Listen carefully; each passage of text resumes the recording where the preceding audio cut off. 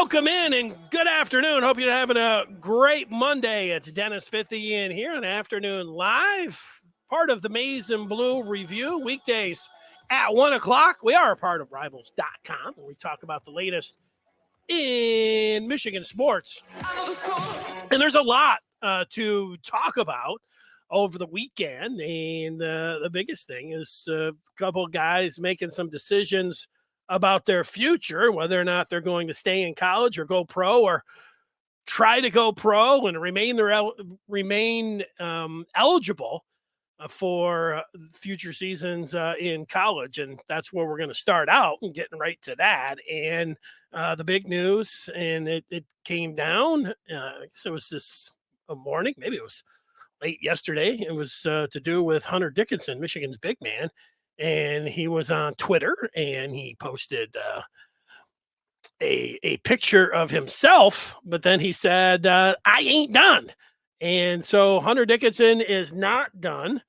And I did see Juwan Howard saying, all right, he liked that part. And with Hunter Dickinson coming back, you have, if you're a college basketball fan, I was going to say, if you're a college basketball fan, that's right.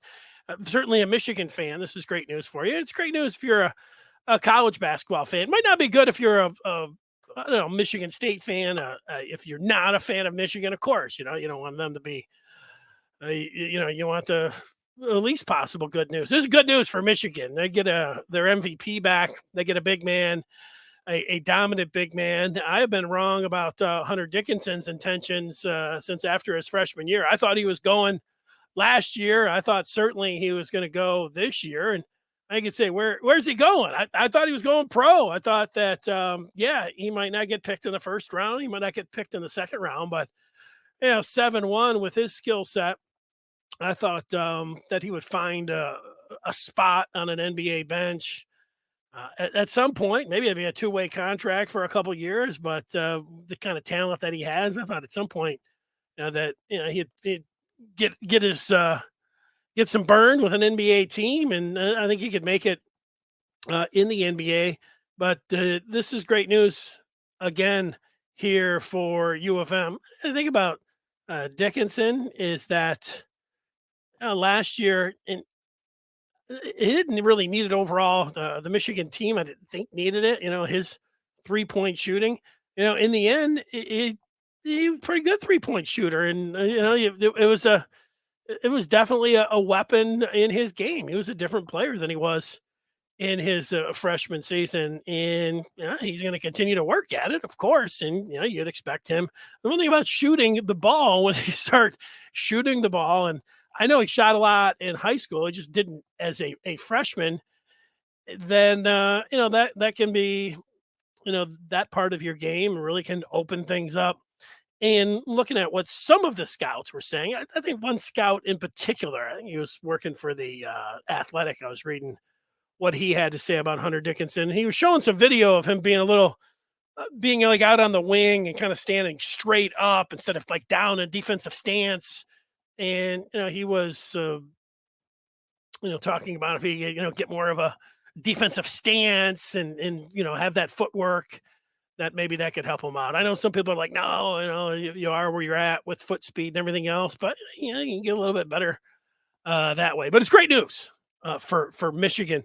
Now there's some others that have to make a decision as well. And one we know about here as we come your way a couple minutes after 1 o'clock on this Monday. If you're watching it live, that Monday the 25th, a lot of people, the majority of people watch this after the fact. Listen to it at night. I'm the same way. In your car, cranking it up on the podcast. That's the way to go. If you are out there and you are watching it live and you ever want to leave a message, I see those immediately. So wherever you're watching at, you have the capability, Facebook, Twitter, certainly on YouTube, get a lot of messages via YouTube. I see those messages immediately off to the right of the screen. I put it up there and I let you join in that way. So it's always good to hear from you, see you as well out there. But for me, this is fantastic news. It sounded like it was going to happen, but you never know until you see it officially. And we saw it officially here from Hunter Dickinson. I saw this tweet from Tim McCormick today, and McCormick tweeted out that it was a great decision by Hunter Dickinson to get bigger, stronger, faster, and become unstoppable. Continue to improve your perimeter skills, build your brand as the best big man in college basketball, become a legend by taking your team to the Final Four. That's a nice tweet there by Tim McCormick. And how are you going to sit around and disagree with them? When you see that. Keith saying, what update? And he says, sorry, I meant to say what's up after this. He says, I think on the last show, I said there was no way Hunter Dickinson turned pro. Yeah, well, you were right, and it looked like the rumblings, at least, social media and what you see on there, Keith, it was, even though I was saying right after the season that I thought he was gone, it was pretty quick after that, where it was, Hunter with the name, image, and likeness. Here's somebody, he is, they say larger than life. I mean, he's 7'1", so he's a big man on campus, and he has been able to cash in with name, image, and likeness. And the one thing about Dickinson, he's a pretty smart guy. And you're smart enough where you're able to talk with people that kind of lay it out there for you. You say, hey, look, Hunter, you're not showing up in any mock drafts in the top 32 in the first round. You're not showing up really in any mock drafts, maybe late in the second round. Saw him ranked like at 60, which is late in the second round. Maybe, you get picked, maybe you don't. So, your choices are, and remember, Luka Garza, the center for Iowa, who the Pistons took in the second round. Dickinson, I'd say he's friends with him. He was playing one-on-one with him in the summer, I guess heading into Dickinson's freshman year and Garza's senior year.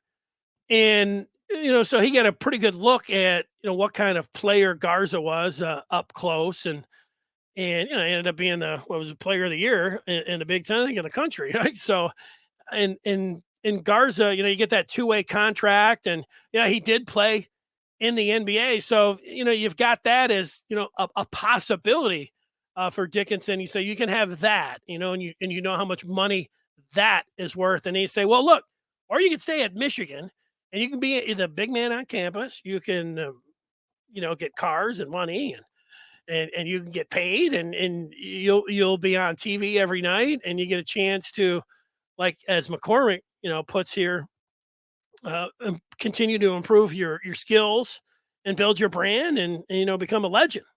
And so there you go. We do have Alex also weighing in, saying Diabate has entered his name in the draft.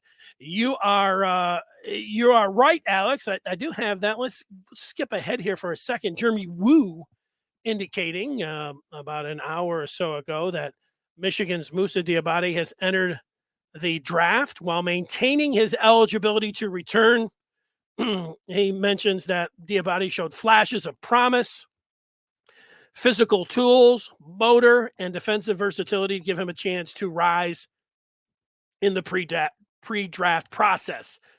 Well, that's right. You get out there, and if you're Diabate, do you think that somebody's going to take you in the first round? Probably not. But you get out there and you're working out, and it only takes one team, and they say, man, look at this guy. And physically, like all the things we've watched him, at times he played like a first rounder. And of course, a lot of times he didn't. You could definitely make a case if he came back to college and upped his game all around game, then he could put himself in position to be a first round draft pick. Now, so he has till June 1st to make that decision to pull his name out. And just like Dickinson, rumblings that looked like he was going to come back to Michigan, there had been an equal amount that said that Diabate was going to, probably make the jump and go into the NBA.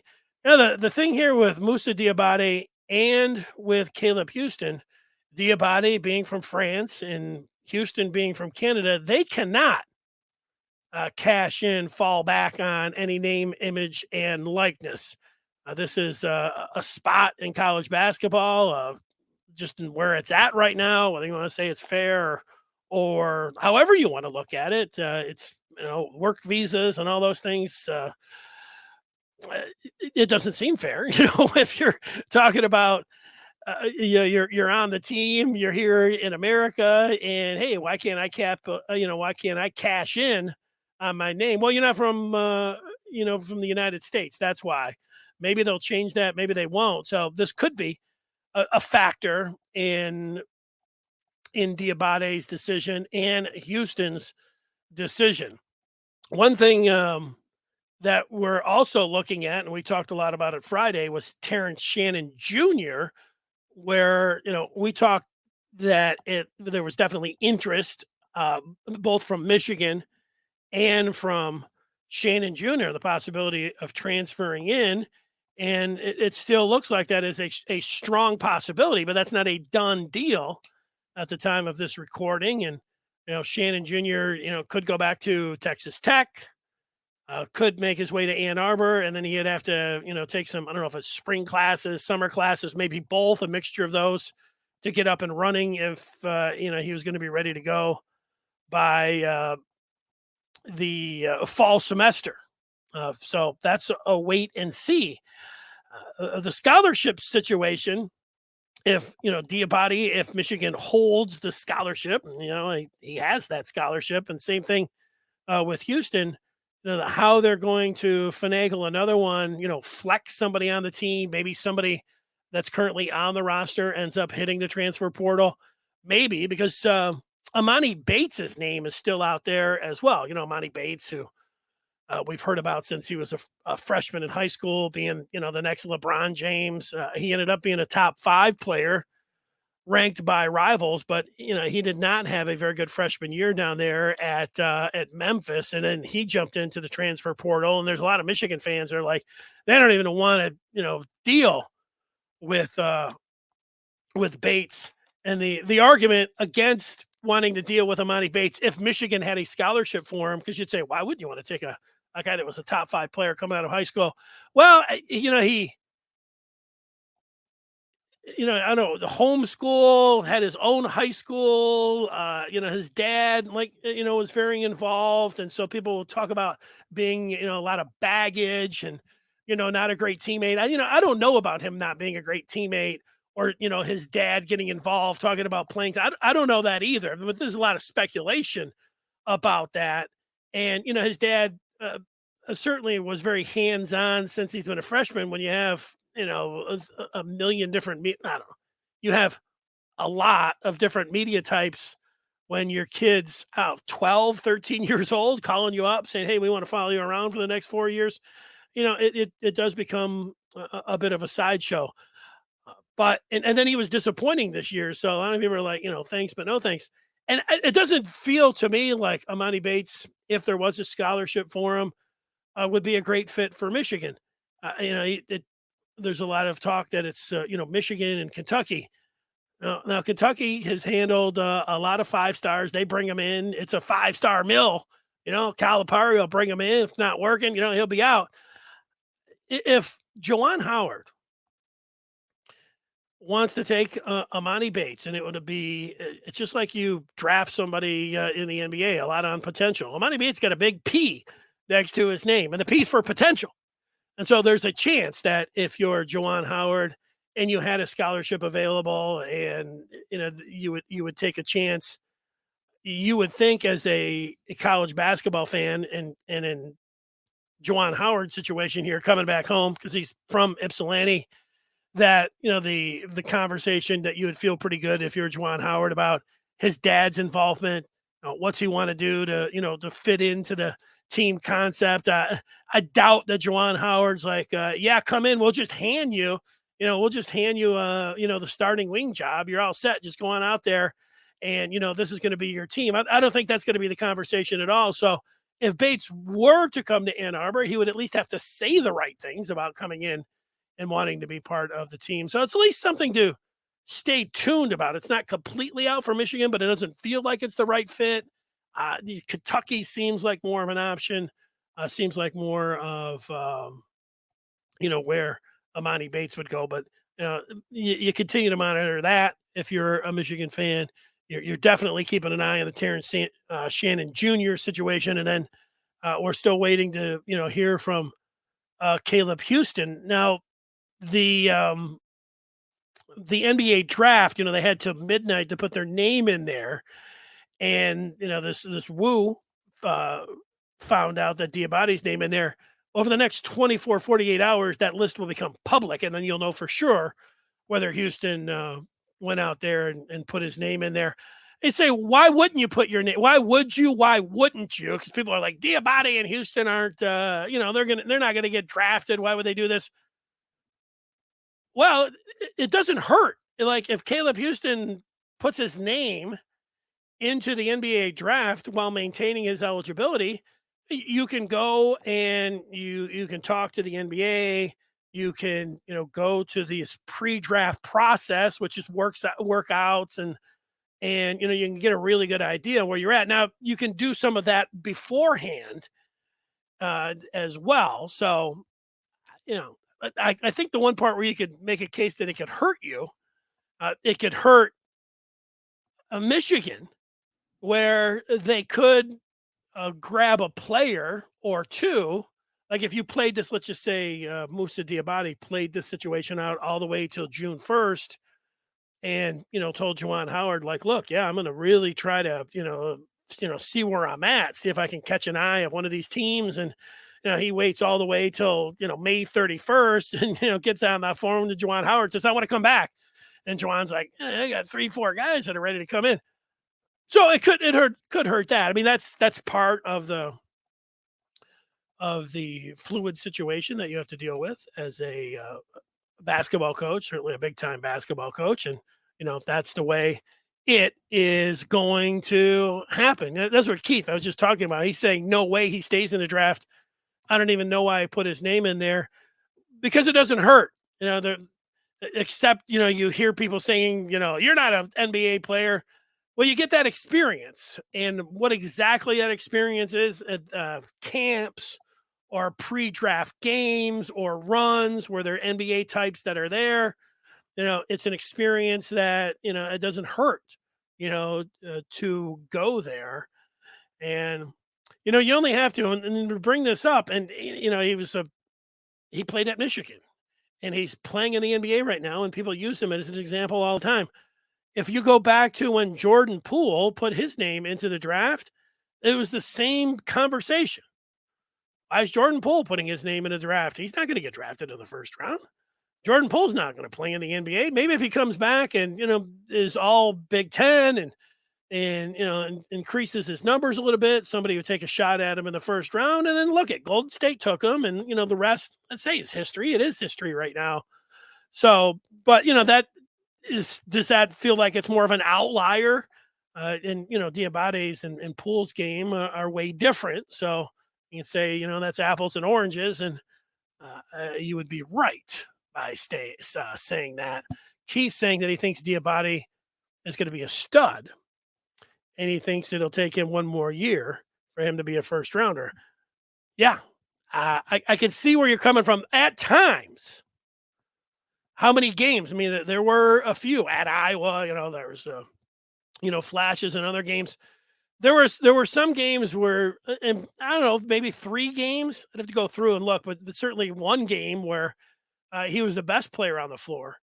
But then there were, another handful of games where you saw flashes of a couple sequences where you're like, wow, that looks like somebody that could play in the NBA.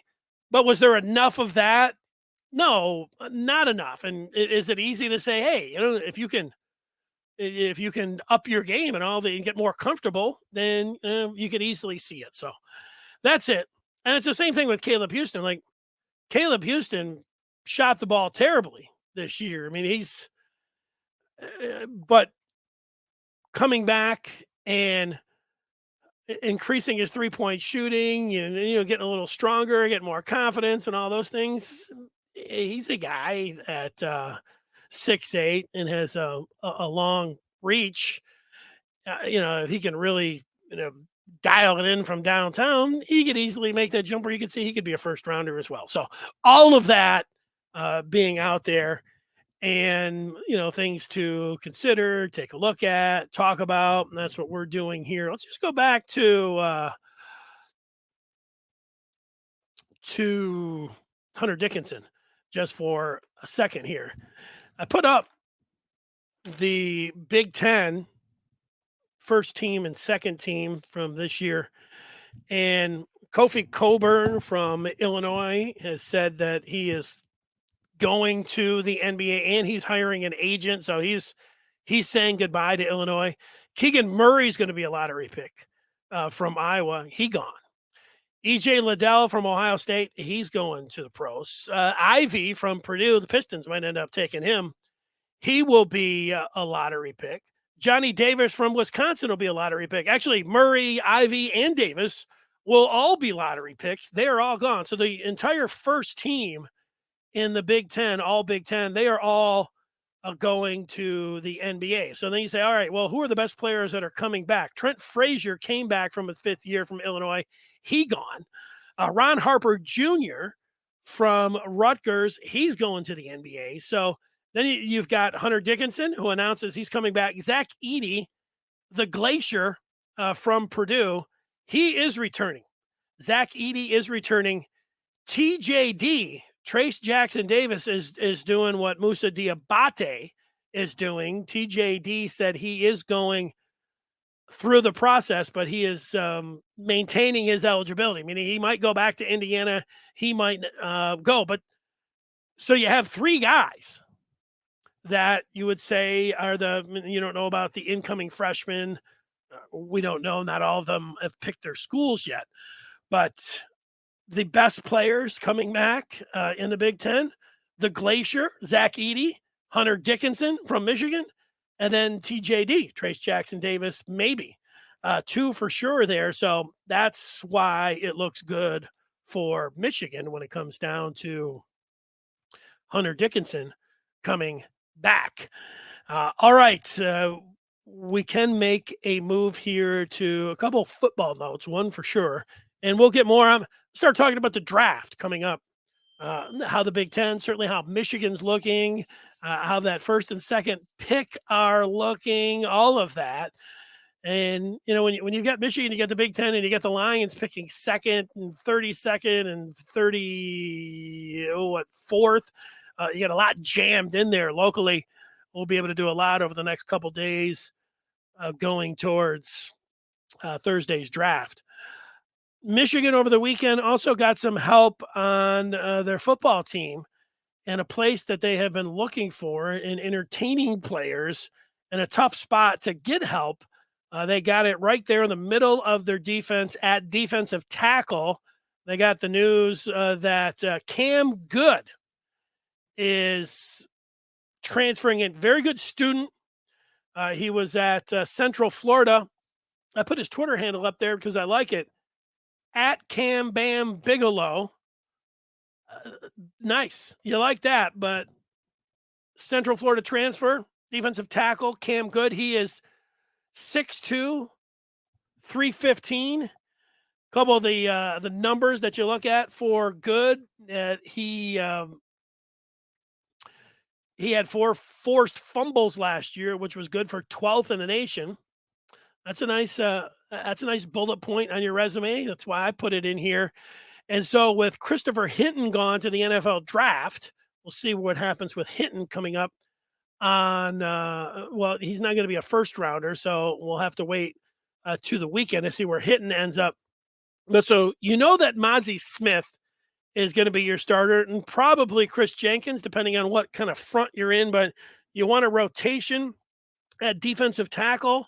So you've got Rayshawn Benny, you've got Ike Iuana, and then you got the true freshman Mason Graham, and now you add defensive tackle Cam Goode into the mix there, and that's looking nice for Michigan.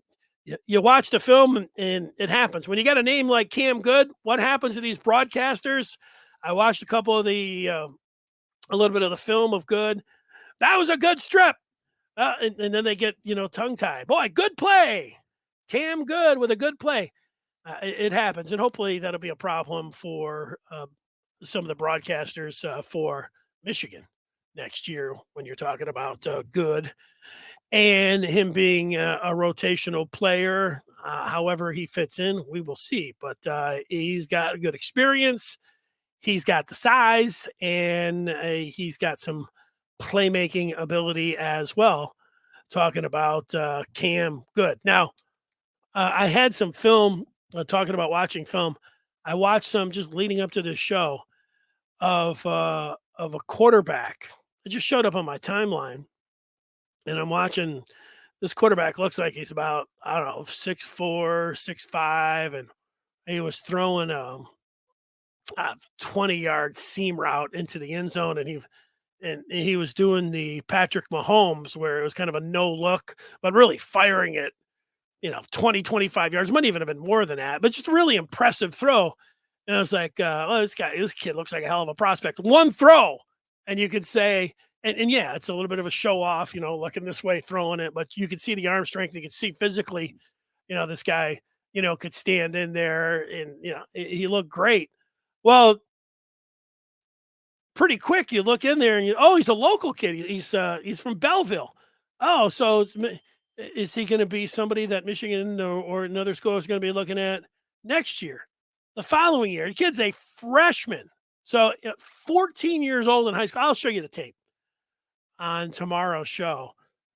The kid looks like he's 21 years old, and he's 14 firing it in there. You just got to see it, and you'll remember the name. You'll watch. I saw it for 5. Sometimes that's what happens. You see something for 5 seconds, and you're like, I'm going to follow this kid, his recruitment and, college and pro career. And I'll remember the first time I ever saw it. And we all understand, like we were just talking about Amani Bates. I remember hearing about Amani Bates when he was in 8th grade. And look at him now. But we'll see. It was still interesting, and I will show the tape, and I'll let you decide if it's somebody that you want to remember or not. That comes your way. I was seeing if I'm getting a text about. No, it's not. It's about what I'm going to have for lunch. Last bit of feedback coming in from Keith, and let's see what Keith has to say. Keith saying Jordan Poole had more accomplishments in college, not just the game winners, but more on his resume. Yeah, I'll agree with that. You're talking about the shot on St. Patrick's Day against Houston in the tournament. That was awesome. But the point is he wasn't all Big Ten, and there really wasn't anybody saying that they thought, oh boy, that was a good decision here by Jordan Poole. In fact, it was the exact opposite, and it was a lot like you hear with guys like Houston and Diabate, not ready. Maybe in a year or something like that, but it worked out for him. I like it. Thanks for the feedback. 1:00 tomorrow. We'll definitely dive into some NFL draft. I've gone through a few mock drafts myself. Once I get to about 15, I know that I haven't completely dove in to the NFL draft like I have in years past, even though I watched more football, more college football and more pro football than I have in 15 years, just looking at the draft process. Because when I get to about 10 or 12, I have to start looking at team, because before I can be like, oh, that's a guy's going there, here. It's a different kind of draft this year. I think it's going to be a lot of fun on Thursday night. Previous to this weekend, the odds-on favorite to be the number 1 pick was with Aiden Hutchinson. This morning, he is not the odds-on favorite to be the number 1 pick anymore. So things are changing, and usually we know who's going to be the number 1 pick. We know who's going off. We don't know who the top offensive lineman is. We don't know who the top defensive end is. We don't know who the number 1 pick is. I think the things we do know, I think we know that Aiden Hutchinson will get picked by the Lions if he is not picked by Jacksonville. Other than that, we are not sure of who Jacksonville is going to pick number 1. We certainly aren't sure of what the Texans are going to do at 3. We don't think that any team is going to want to move up and pay a ransom, certainly to take a quarterback, at number 2. But would the Lions be entertaining if they like, let's say Kyle Hamilton, and they don't want to take him at 2? Would they take a little bit less than the Kings ransom and the point total to move down a little bit and, take what they can, even though they'd be really criticized if they just took like chump change to move down? But, they could say, hey, we still got the guy we wanted, and we picked up a little bit extra. Fascinating. And we'll discuss it. We'll begin to discuss it here on the afternoon live show tomorrow at 1. So if you like the draft, we'll be putting it together and talking about it over the next 3 days. Thanks for watching. Join us on the Maize and Blue Review. I'm there all day, every day, putting out questions, answering questions, having a lot of fun with the Maize and Blue Review, part of Rivals.com. So we'll see you over there on the board. Till tomorrow, everybody have a great